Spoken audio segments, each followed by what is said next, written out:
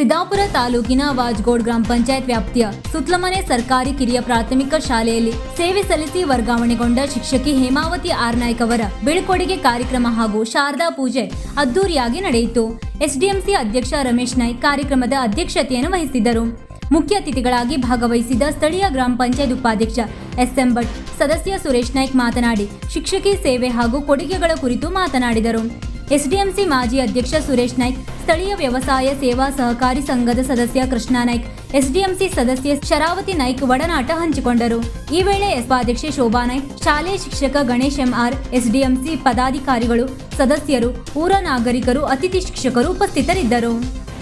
ನನ್ನ ಕರ್ತವ್ಯವಷ್ಟೇ ಮಾಡಿದ್ದೀನಿ, ಆದರೆ ನನ್ನ ಕರ್ತವ್ಯಕ್ಕೆ ಇಷ್ಟೊಂದು ಬೆಲೆಯನ್ನ ಕೊಡ್ತಾ ಇದ್ದೀರಿ ಅಂದ್ರೆ ಅದು ನೀವು ನಮ್ಮ ಮೇಲೆ ಇಟ್ಟಿರುವ ಅಭಿಮಾನ ಮತ್ತೆ ನೀವು ನಮ್ಗೆ ಕೊಡ್ತಾ ಇರುವಂತಹ ಗೌರವ ಅಷ್ಟೇ, ಬೇರೆ ಏನಿಲ್ಲ. ಇದರಲ್ಲಿ ನನ್ನ ಯಾವುದೇ ಉತ್ಪ್ರೇಕ್ಷೆ ಇಲ್ಲ.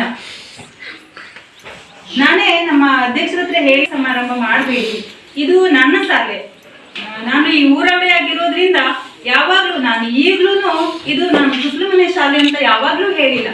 ನಮ್ಮ ಅಲ್ಲಿ ಮುಖ್ಯ ಶಿಕ್ಷಕರು ಹೇಳ್ತಾ ಇರ್ತಾರೆ, ನೀವು ಯಾವಾಗ ನೋಡಿದ್ರು ನಮ್ಮ ಶಾಲೆ ಅಂತಾನೆ ಹೇಳ್ತೀರಲ್ಲ. ಯಾವುದೇ ಹಾಗೆ ನಮ್ಮ ಶಾಲೆ ನಿರ್ವಹಿಸಿದ್ರು ಇದು ನನ್ನ ಶಾಲೆಯಾಗಿ ಇರುತ್ತದೆ.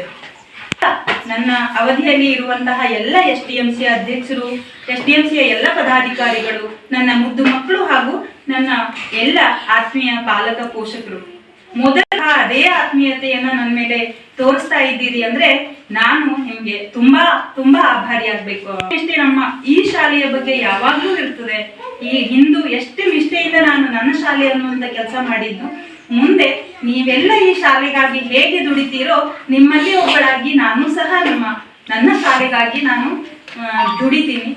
ವೀಕ್ಷಕ ಮಹಾಪ್ರಭುಗಳೇ, ನಮ್ಮ ಚಾನಲ್ ಅನ್ನು ಸಬ್ಸ್ಕ್ರೈಬ್ ಮಾಡಿ, ಶೇರ್ ಮಾಡಿ, ಪ್ರೋತ್ಸಾಹಿಸಿ.